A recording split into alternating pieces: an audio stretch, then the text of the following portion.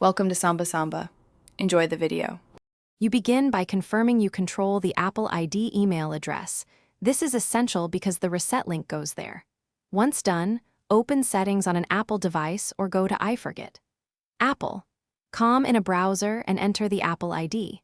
Choose the option to receive a verification email, not text or device verification, and make sure your inbox is accessible. You do this now because email-based resets are straightforward. Keep an eye on spam and secondary folders while you continue. Next, go to your email and find the message from Apple. It will reference resetting your Apple ID. Click the secure reset link immediately since it can expire. Once clicked, the browser will guide you through choosing a new password. You'll type the new password twice, and the form enforces Apple's rules: sufficient length and character variety. Make sure the password is unique versus other accounts, and record it in a password manager if you use one.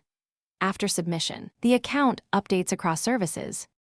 Finally, sign into your devices and iCloud services using the new password to sync everything. Make sure apps and saved passwords are updated so you don't get locked out of mail or backups. If the reset link expired or the message never arrived, request another reset immediately and verify you used the correct Apple ID email. If problems persist, check spam filters and forwarding rules, then try from a different browser or device. Contacting Apple support is the last resort. Thanks for watching. Consider subscribing if we helped you.